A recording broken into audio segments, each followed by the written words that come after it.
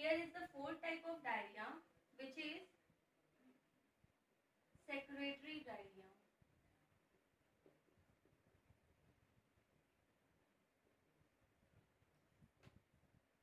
This is secretory diarrhea, and this diarrhea is generally result of, ये diarrhea किस चीज का result होता है? ये होता है, it is caused due to active secretion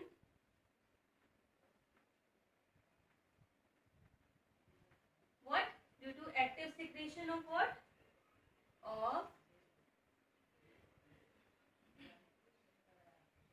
electrolyte and water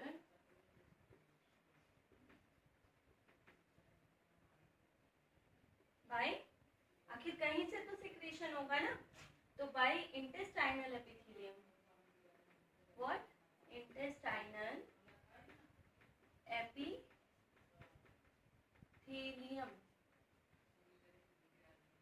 And this secretion by intestinal epithelium is caused by bacterial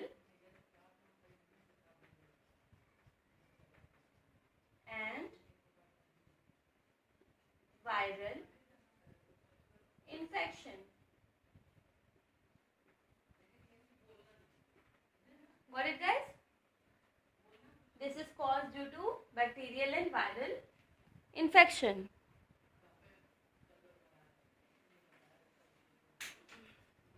Now next comes is exudative diarrhea. What is exudative diarrhea? Note it down, guys.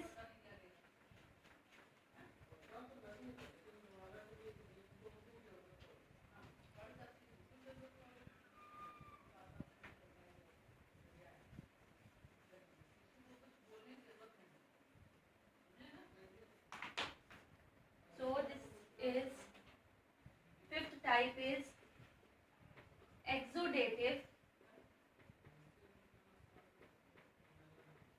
diarrhea.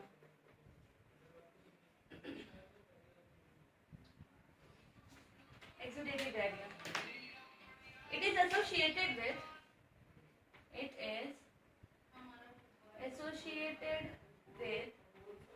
ये कैसे होता है?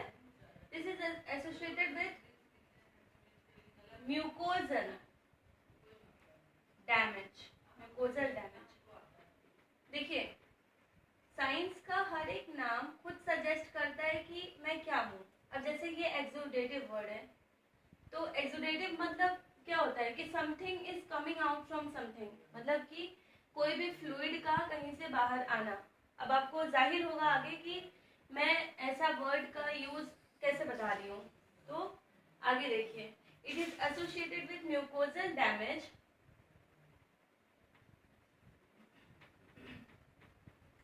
Leading to outpouring. देखिए मैंने कहा था ना, something is coming out from any surface. So outpouring of what? Outpouring of mucus, blood and plasma. Not plasma, plasma protein. समझ आई बात? Plasma protein with accumulation of water, with accumulation of water and electrolyte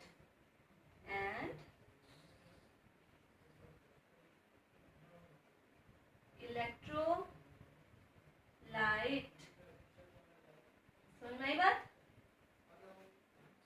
I'm talking about this. So note it down, guys.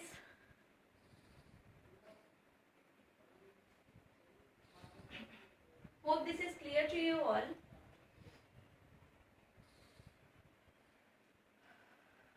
अब मैं इसे रब करती हूँ। Now let me talk about 6th type of diarrhoea. आप लोग सोच रहे होंगे मैम कितने टाइप ऑफ डायरिया होते हैं, अभी तो मुझे एक ही पता था। जब आप ही को सब पता चल जाएगा तो टीचर क्या पढ़ाएगा।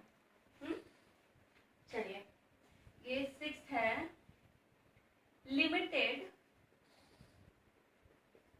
Mucosal contact diarrhoea. समझ में आई बात?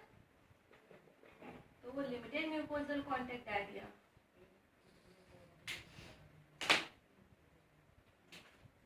अच्छा, आपको ये बात पता होगी कि जब हम खाना खाते हैं, हमारे अंदर जब खाना मुंह के थ्रू जाता है तो वो हमारे जो इंटेस्टाइनल ट्रैक्ट है उसमें हर एक स्टेप पे खाने का नाम अलग अलग चेंज होता जाता है। जैसे कि जिस सलाइवा के साथ मिक्स होता है या एंजाइम के साथ मिक्स होता है उसके बेसिस पे नाम चेंज होता जाता है, जैसे काइम, बोलस एक्सेट्रा। तो ये काइम की बात करने वाले हैं हम यहाँ पे। It is due to inadequate mixing of chyme। ये काइम का inadequate mixing से होता है। और ये डायरिया कभी कभी कॉम्प्लिकेट हो जाती है बहुत, ड्यू टू, कैसे कॉम्प्लिकेट होती है, ये स्टीटोरिया।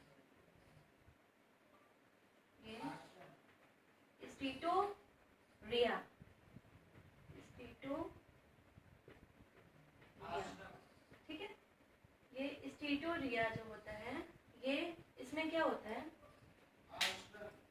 इसमें होता है increase amount of fat in faeces. Increased amount of fat in feces। तो हमारा जो वेस्ट मटेरियल होता है बॉडी का, उसमें फैट अगर इंक्रीज हो जाता है तो उस टाइप ऑफ डायरिया को कहते हैं स्टीटोरिया। ठीक है, तो कभी कभी ये कॉम्प्लिकेट हो जाता है इसी की प्रेजेंस की वजह से। ओके, तो अब मैं चलती हूँ आपको कॉन्सिक्वेंस बताने की ओर, क्योंकि आप लोगों के मन में ये तो आता होगा कि मैम आखिर डायरिया का कॉन्सिक्वेंस क्या है, मतलब रिजल्ट क्या है। So guys, I tell you, इसको भी रब कर देती हूँ। ठीक है, रेडी? कॉन्सिक्वेंसेस। ठीक है, ये तो पता ही है आपको किस चीज की कॉन्सिक्वेंस की बात कर रही हूँ मैं।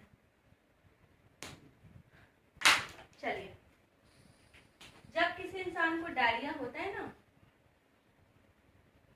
डायरिया जब होता है तो सबसे पहले क्या होता है, सबसे पहले लॉस होता है। किस चीज का लॉस होता है बताइए? अभी मैं बता चुकी हूँ आप लोग को।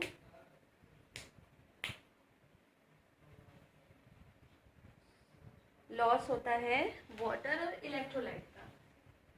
Loss of water and electrolyte. Visible तो है ना आप लोग को? या तो जब लॉस होता है वाटर और इलेक्ट्रोलाइट का तो क्या होता है हमारी बॉडी में? डिहाइड्रेशन होगा। पानी का जब भी लॉस होता है तो डिहाइड्रेशन होता है। अब जब डिहाइड्रेशन होता है तो एक्स्ट्रा सेलुलर फ्लूइड वॉल्यूम जो होता है, एक्स्ट्रा सेल्यूलर फ्लूइड वॉल्यूम, ये क्या होता है? ये हो जाता है डिक्रीज। क्या हो जाता है? ये हो जाता है डिक्रीज। ये मैं साइन दे रही हूँ डिक्रीज का। ठीक है, तो extra cellular fluid volume decrease हो जाता है। जब ये डिक्रीज हो जाएगा तो पल्स रेट जो होता है, पल्स रेट क्या हो जाएगा, ये इंक्रीज हो जाएगा। अब जब ये पल्स रेट इंक्रीज हो जाता है तो इसका ब्लड प्रेशर पे क्या इफेक्ट पड़ेगा, डेफिनेटली ब्लड प्रेशर तो डिक्रीज हो जाएगा। तो ब्लड प्रेशर क्या होता है, ब्लड प्रेशर हो जाएगा डिक्रीज। तो मैम ने क्या बताया, मैम ने बताया कि पल्स रेट अगर इंक्रीज होगा तो ब्लड प्रेशर डिक्रीज होगा। अब जब ब्लड प्रेशर डिक्रीज हो जाएगा गाइस, तो आखिर किसी वेसल से ही ब्लड फ्लो करता है ना, तो जब ब्लड प्रेशर डिक्रीज हो जाएगा तो ब्लड का फ्लो तो हिंडर होगा, मतलब वो एक्सट्रीमिटीज तक, हमारे बॉडी के एंड पार्ट तक पहुंच तो पाएगा नहीं। तो उसके रिजल्ट में क्या होगा, सप्लाई टू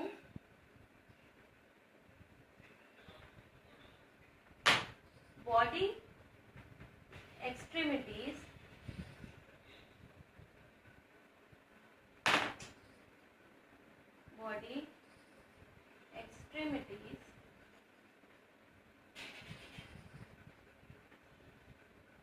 is reduced। तो हमारी बॉडी के एक्सट्रीमिटीज तक ब्लड का सप्लाई नहीं हो पाएगा, तो वो रिड्यूस हो जाएगा। अच्छा एक बात बताइए, जब किसी का डेथ हो जाता है तो डेथ होने की कंडीशन में बॉडी ठंडी पड़ जाती है, ठीक है। तो जब ब्लड एक्सट्रीमिटीज में ब्लड नहीं पहुंच पा रहा है तो बॉडी कोल्ड हो जाएगी, कोल्ड एक्सट्रीमिटीज कंडीशन, ठीक। तो जब बॉडी कोल्ड पड़ जाएगी तो फिर हमारी जो वाइटल ऑर्गन्स है, जैसे हमारा वाइटल ऑर्गन्स में मतलब किडनी हुआ, लंग्स हुआ, लीवर हुआ, इन सब में ब्लड सप्लाई भी रुक जाता है, ठीक है। तो compromised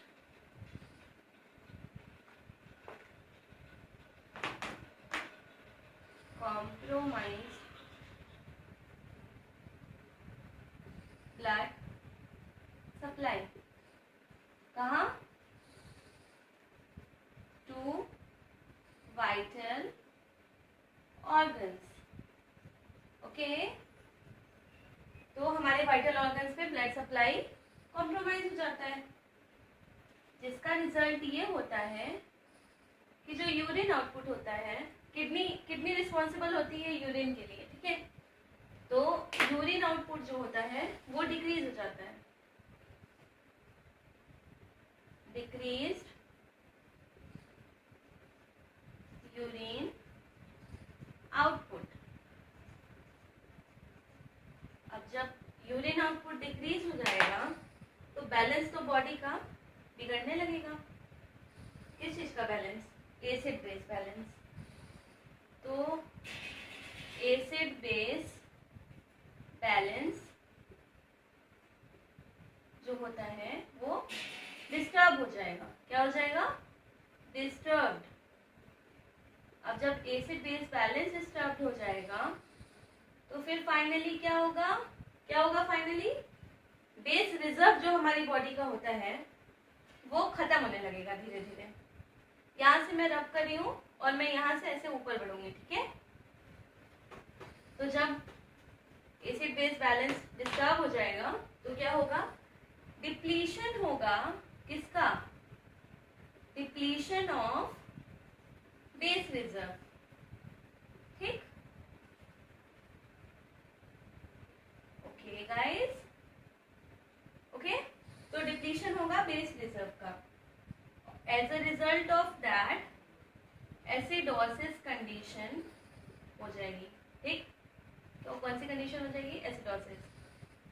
and you can't imagine कि इसके बाद जो कंडीशन होने वाली है वो तो हालत खराब कर देने वाली है, क्योंकि इसके बाद डायरेक्ट इंसान इसमें जाएगा, कहाँ जाएगा बताइए, जाएगा कोमा में, ठीक। और आपको पता ही है कोमा तो किसी से छुपा नहीं है कि कोमा में जाएगा तो क्या होगा। तो गाइस ये ओवरऑल कॉन्सिक्वेंसेस था। अब यहाँ तो इतना स्पेस नहीं है कि मैं आपको पूरा का पूरा कॉन्सिक्वेंस एक लाइन से बना दूँ, तो होपफुली आप लोगों ने अपने ड्रॉ कर लिया होगा अपने कॉपी में। तो अब फर्दर कॉन्सिक्वेंसेस ओवर हो गए। अब आप लोग सोच रहे होंगे कि मैम अब कुछ बताइए कि इसका इलाज कैसे होगा, क्या ऐसा किया जाए डेली रूटीन में, क्योंकि आप तो न्यूट्रिशनिस्ट हैं, तो आप बताएंगे कि क्या किया जाए। ज़रूर बताएंगे। चलिए let's move further. Okay, let's move further. चलिए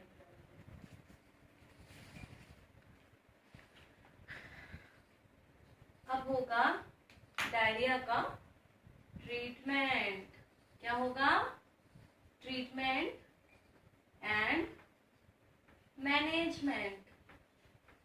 मैनेजमेंट, ठीक, ऑफ डायरिया। तो क्या हुआ? Treatment and management of diarrhoea. Let's begin. अच्छा एक बात बताइए, डायरिया की कंडीशन में क्या क्या होता है? फ्लूइड और इलेक्ट्रोलाइट का लॉस होता है। तो ट्रीटमेंट भी कैसे होगा? उसको रिप्लेनिश करके। तो जब फ्लूइड और इलेक्ट्रोलाइट को रिप्लेनिश करेंगे तो ही जो है इसका ट्रीटमेंट पॉसिबल हो पाएगा। तो मेजर ऑब्जेक्टिव क्या है इस ट्रीटमेंट के? मेजर ऑब्जेक्टिव इस ट्रीटमेंट के क्या होंगे? ऑब्जेक्टिव्स। इस ट्रीटमेंट के मेजर ऑब्जेक्टिव्स क्या होंगे? पहले ऑब्जेक्टिव होंगे फ्लूइड का और इलेक्ट्रोलाइट का, फ्लूइड एंड इलेक्ट्रोलाइट का रिप्लेसमेंट। इलेक्ट्रोलाइट का रिप्लेसमेंट, ठीक, रिप्लेसमेंट। ओके,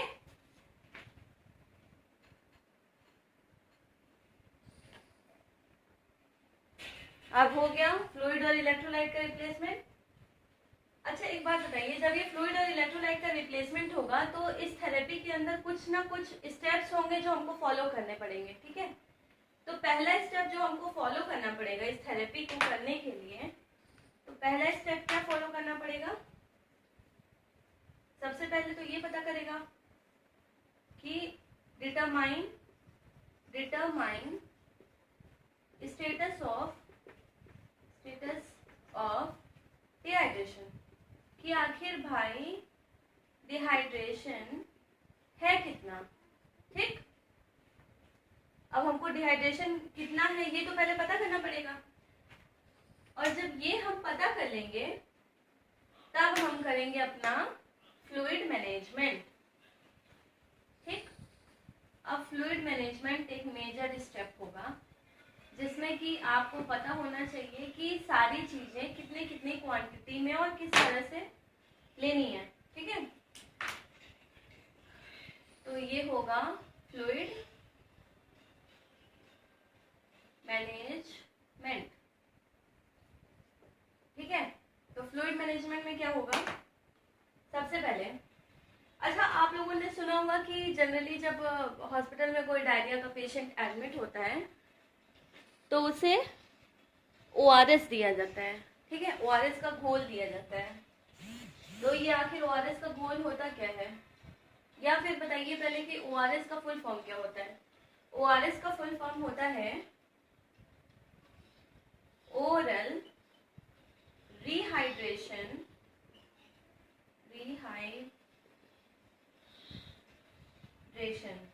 ठीक है। तो ये ओरल रिहाइड्रेशन सॉल्ट्स होते हैं जिनके थ्रू कौन सी थेरेपी होती है? ORT थेरेपी होती है। तो कौन सी थेरेपी का नाम बताइए मैम? ओरल रिहाइड्रेशन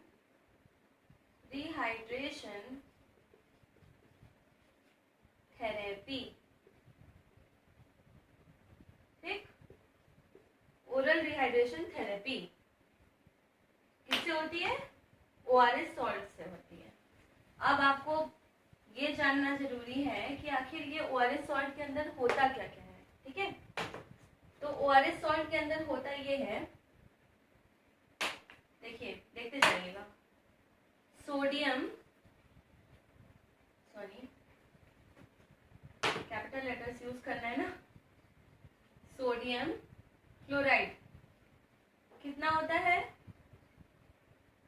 कितना होता है 3.5 ग्राम ओनली। ओके, फिर होता है ग्लूकोज। ठीक, ग्लूकोज कितना होता है 20 ग्राम। ठीक, फिर होता है ट्राई सोडियम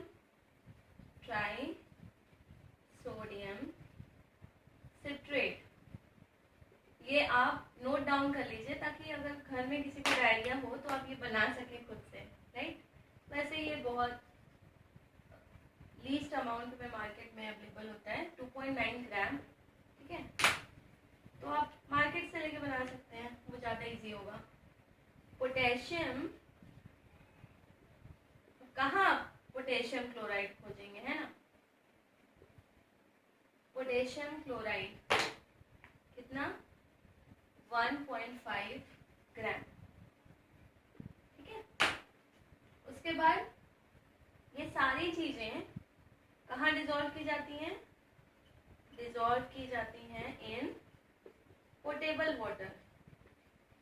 क्या, potable water.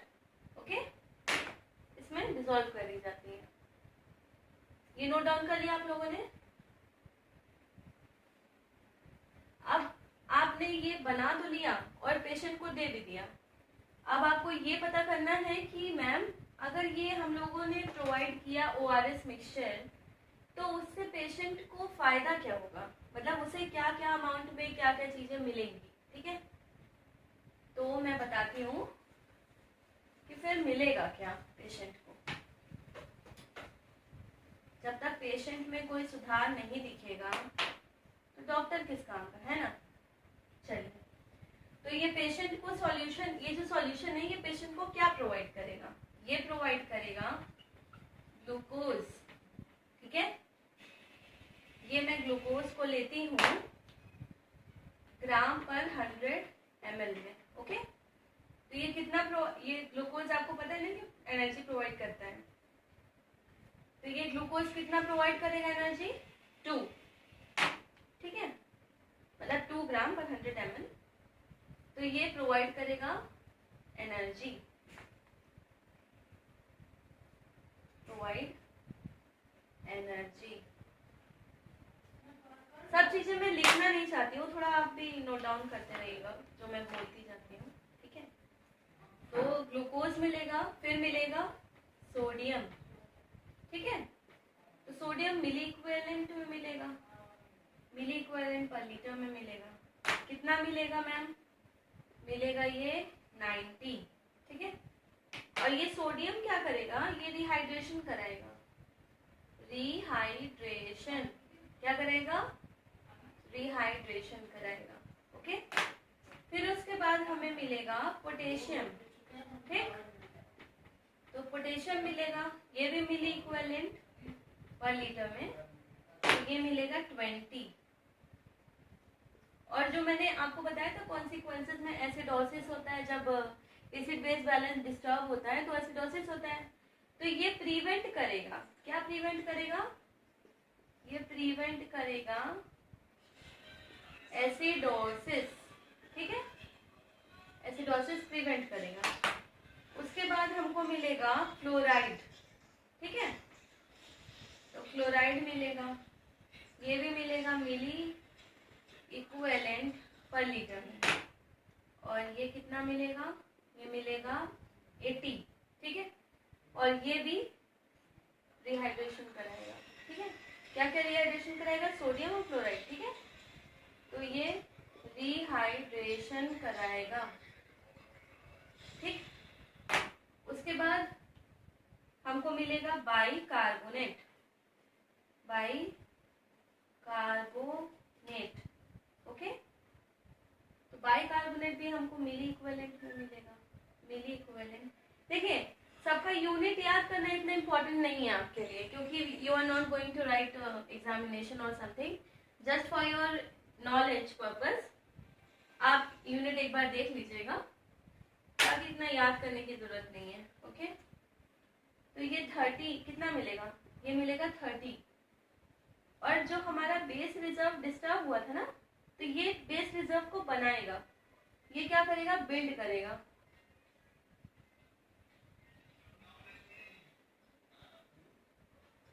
Build base reserve, ठीक है, तो ये बेस रिजर्व को बिल्ड करेगा। और क्या मिलेगा मैम, ऑस्मोलैरिटी। एक होता है ऑस्मोलैरिटी और एक होता है ऑस्मोलैरिटी, तो ये ऑस्मोलैरिटी है, ठीक। ओके, तो ये ऑस्मोलैरिटी किसमें होगा, मिली ऑस्मोलैरिटी पर लीटर, ठीक। और ये कितना मिलेगा, ये मिलेगा 330, ठीक है। अच्छा, ये ब्रैकेट में आप नोट डाउन कर लीजिएगा, 330 के बाद ब्रैकेट में नोट डाउन करिएगा। ये मेंटेन करता है ऑस्मोटिक बैलेंस और अर्ली रिहाइड्रेशन फेवर करता है। क्या करता है, ये मेंटेन करता है, मेंटेन ऑस्मोटिक बैलेंस, ठीक है। और ये अर्ली रिहाइड्रेशन को फेवर करता है, balance and favour early rehydration, ठीक, रिहाइड्रेशन, ठीक। Okay, done. अभी आप नोट डाउन कर लीजिए।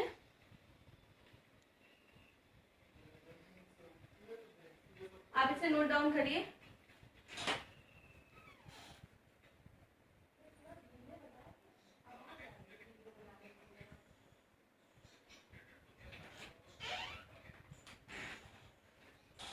ये हो गया, आपको क्लियर हो गया, ये सब नोट डाउन कर लीजिए आप लोग।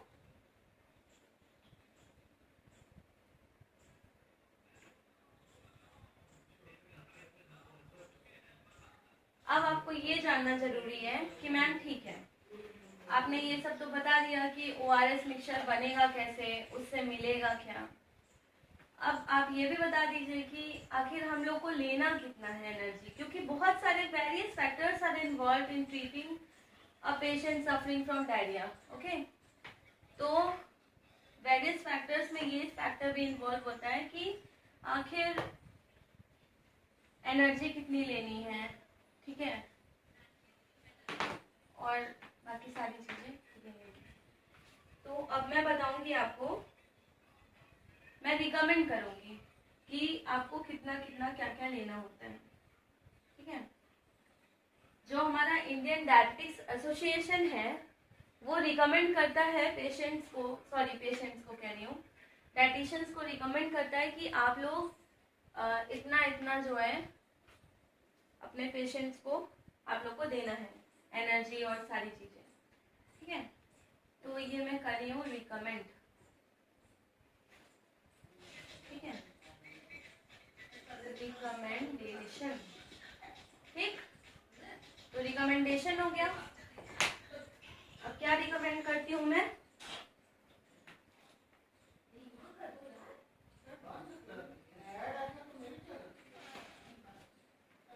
अब ये क्या है, कैसे लेना है, इसे क्या करना है मैं बताती हूँ।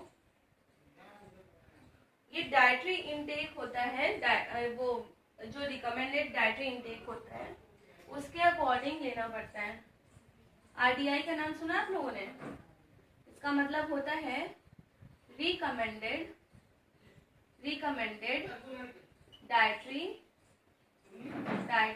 इनटेक, ठीक, सॉरी, रिकमेंडेड डाइटरी इनटेक।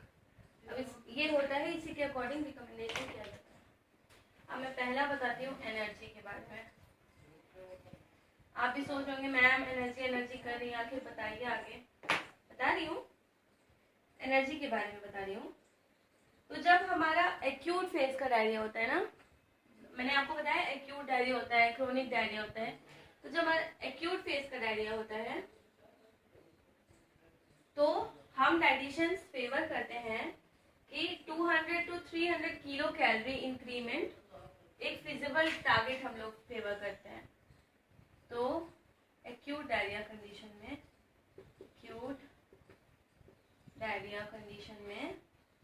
कितना करते हैं, 200 to 300 किलो कैलोरी इंक्रीमेंट, ठीक, ये हम लोग रिकमेंड करते हैं। और ये कैलोरीज मिलती किससे है, ये कार्बोहाइड्रेट से मिलेंगी। तो कैलोरीज किससे मिलती हैं, कार्बोहाइड्रेट से, ठीक, हाइड्रेट से हमको कैलोरीज मिलती है। नोट डाउन हो गया। अब होता है बारी किसका, प्रोटीन का। ओके, प्रोटीन में क्या होता है,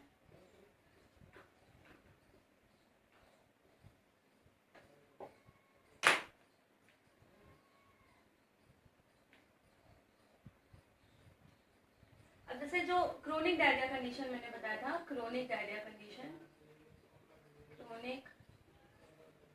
कंडीशन, उसमें क्या होता है, ये प्रोटीन का जो इनटेक होता है ना वो इंक्रीज हो जाता है। क्यों इंक्रीज हो जाता है, क्योंकि ये क्रोनिक डायरिया कंडीशन में टिश्यू का डिप्लीशन बहुत ज्यादा होता है। तो इसका प्रोटीन का हमको ज्यादा लेना जरूरी हो जाता है। तो इसकी रिक्वायरमेंट इंक्रीज हो जाती है,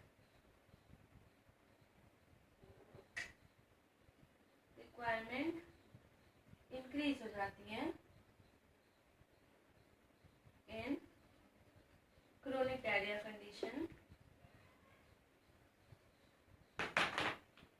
due to what, tissue depletion associated with what, chronic diarrhoea, ठीक। टिश्यू डिप्लीशन होता है जो क्रोनिक डायरिया में, इसकी वजह से इसका प्रोटीन का इंटेक इंक्रीज हो जाता है। और एडिशनल 10 ग्राम प्रोटीन जो है, जितना नॉर्मल डायरिया कंडीशन में रिकमेंड किया जाता है उससे 10 ग्राम ज़्यादा, additional 10 gram protein is recommended. Okay, अब आपको प्रोटीन रिच फूड तो पता ही है क्या क्या होता है। सबसे ज़्यादा प्रोटीन रिच फूड होता है आपका मिल्क होता है, मतलब सारे डेयरी प्रोडक्ट्स होते हैं, ठीक है, पनीर होता है, ओके। फिर पनीर का नाम लिया होगा तो बहुत सारे लोगों के मुंह में पानी आ गया होगा। फिर मीट होता है,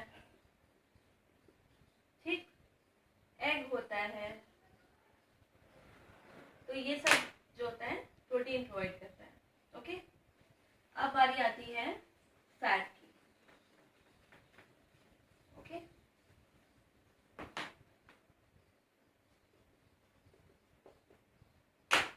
तो फैट कितना होता है, पहले फैट का सोर्स क्या होता है। फैट का सोर्स होता है बटर, घी, क्रीम, ये सब जो है इजीली डाइजेस्ट भी हो जाता है और ये अच्छा सोर्स होता है फैट का। कभी कभी ऐसा होता है कि इनविजिबल फॉर्म होता है फैट का, ठीक है, जिसमें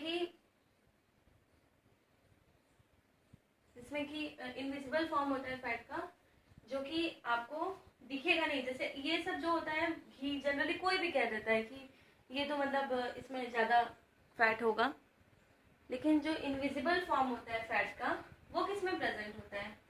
तो ये इनविजिबल फॉर्म प्रेजेंट होता है हमारे एग यॉक में, ठीक है, और प्रेजेंट होता है हमारे होल मिल्क में, ठीक, होल मिल्क में, कर्ड में और फ्लैश फूड्स जो होते हैं, फ्लैश फूड्स, फ्रेश नहीं, फ्लैशी फूड्स, ठीक, इसमें इनविजिबल फॉर्म फैट का होता है। तो देखिए बेसिकली क्या होता है, डायरिया बेसिकली एसोसिएटेड होता है फ्लूइड और इलेक्ट्रोलाइट से। तो ज़्यादातर आपको उसी पे फोकस करना है कि आप इलेक्ट्रोलाइट बैलेंस करिए, आप फ्लूइड बैलेंस करिए, ठीक है। उसके बाद बारी आती है कार्बोहाइड्रेट की। Carbohydrate,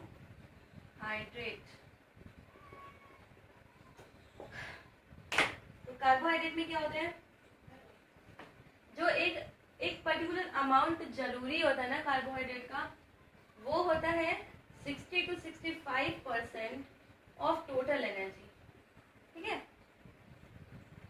total energy 60 to 65% of total energy, okay.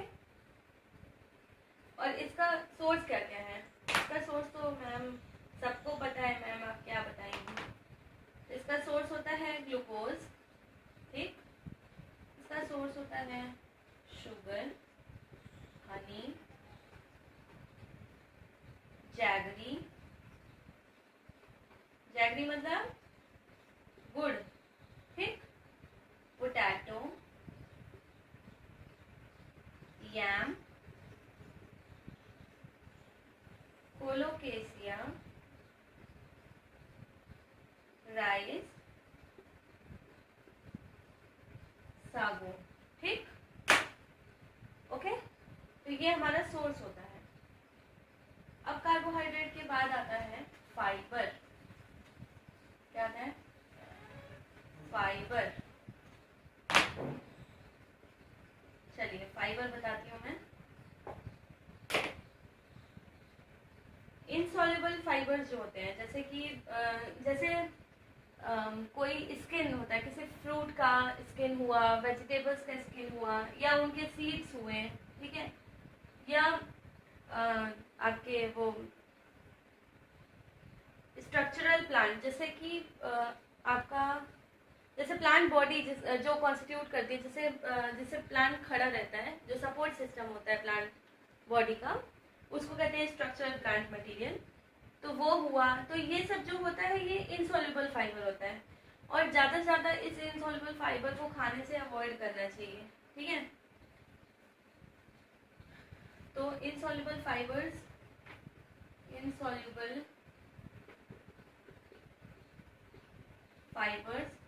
जैसे कि किसी स्किन हुआ, सीड्स हुआ, और structural plant material, structural plant material, ये लेना नहीं चाहिए, ठीक, इसको अवॉइड करना चाहिए, is to be avoided, what is to be avoided, okay. लेकिन जैसे सॉल्युबल फाइबर्स हैं, ठीक है, जैसे कि सॉल्युबल फाइबर्स में आपके स्ट्यूड फ्रूट्स होते हैं, ठीक है, जैसे एप्पल जूस हुआ, गुआवा हुआ, नेक्टर हुआ, पोमोग्रेनेट जूस हुआ, ये सब जरूर लेना चाहिए, क्योंकि ये क्या करता है, जो हमारा लिक्विड स्टूल का फॉर्मेशन होता है ना डायरिया में, तो ये स्टूल को बाइंड करने का काम करते हैं। क्या करते हैं, बाइंड करने का। तो जो सॉल्युबल फाइबर्स होते हैं, सॉल्युबल फाइबर्स जैसे गुआवा, ठीक है, पोमोग्रेनेट अनार का जूस, ठीक, पोमोग्रेनेट जूस एक्सेट्रा, जिसका नाम मैंने ले लिया, ये सब ये बाइंड करते हैं, बाइंड स्टूल, ठीक है, तो ये स्टूल को बाइंड करने का काम करते हैं। और एक काम और करते हैं, bind stool and favour good gut environment, मतलब हमारे जो गट होता है, इंटेस्टाइन होती है, उसमें एक अच्छा एनवायरमेंट प्रोवाइड करते हैं, ठीक है।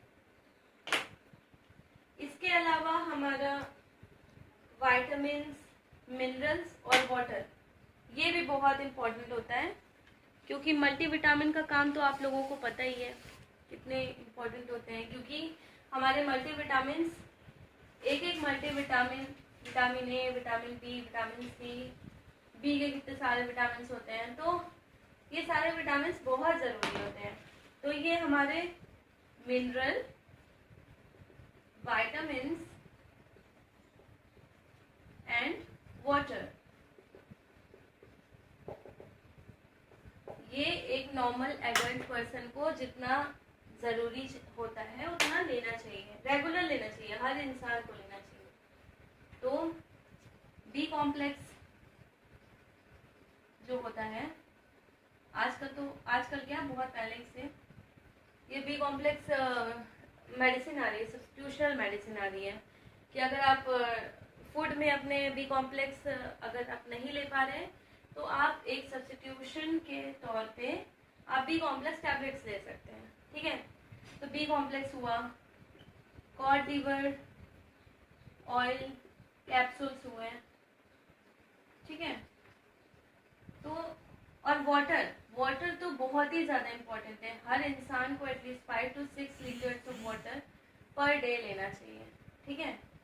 तो ये बी कॉम्प्लेक्स कैप्सूल्स हुए, कॉड लिवर ऑयल कैप्सूल्स हुए। इसीलिए कहा जाता है कि जब इंसान का एज थोड़ा बढ़ने लगे तो उसको ये सारे सब्स्टिट्यूशन प्रोडक्ट्स लेने चाहिए। So guys, let's end today's class. और मैं आपसे रिक्वेस्ट करती हूँ कि आप हमारा चैनल सब्सक्राइब करिए, उसे लाइक करिए और ज़्यादा से ज़्यादा शेयर कर दीजिए और बेल बटन पे क्लिक करना मत भूलिए।